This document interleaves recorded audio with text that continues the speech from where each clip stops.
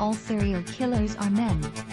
This is a common misconception perpetuated not only by the general public but also by law enforcement professionals.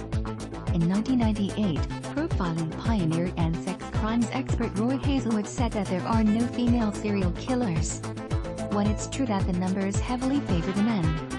Around 85 to 90% of serial killers are male, but there are also plenty of examples of serial murderers who are female. The United States has a serial killer epidemic. The common perception is that the U.S. is a breeding ground for serial murderers.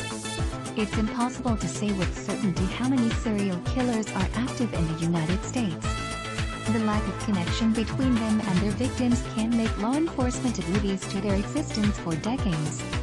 Former FBI Serial Crime Unit Chief John Douglas gave a conservative estimate of 25 to 50 serial killers active at any given time. They are responsible for up to 150 murders annually, or approximately 1% of homicides in the U.S. All serial killers have the homicidal triad.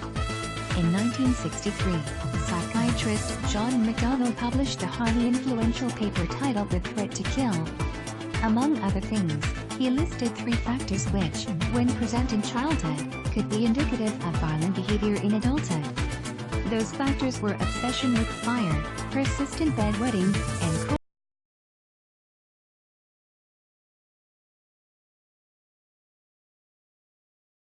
cruelty to animals.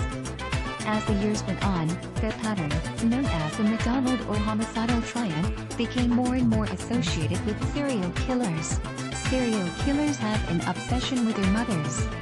Whenever a killer is charged with the most heinous acts, it's typically their mothers who are the first to defend them.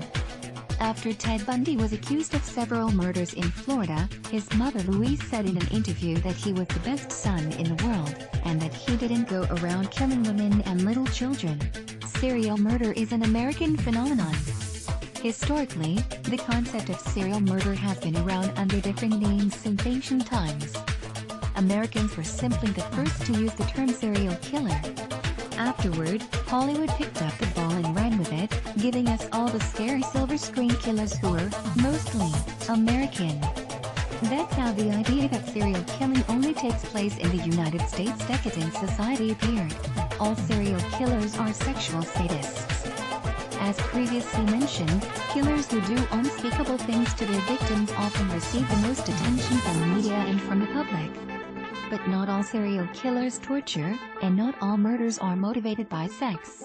Serial killers travel a lot and kill across state lines. In 2009, the FBI announced the launch of the Highway Serial Killings Initiative. The new program aimed to keep a record of all homicides committed along U.S. highways and look for details that might link them together. This has also become a TV trope for smart, organized serial killers.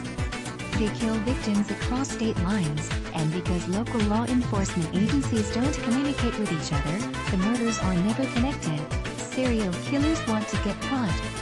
Another classic TV trope involves the murder leaving messages behind at the crime scene, begging the police to stop him. In some cases, it can be more subtle than that, but the end result is the same.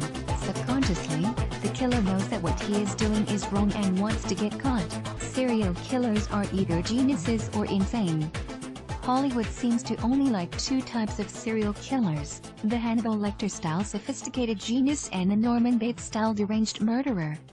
However, the FBI contends that neither one is common in the real world.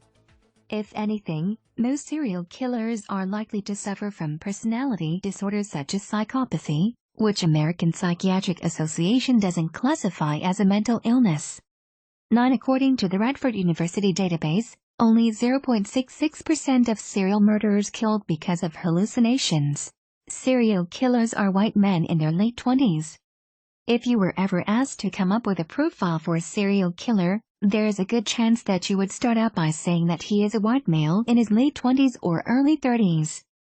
Criminal Minds alone has probably used this description over 100 times.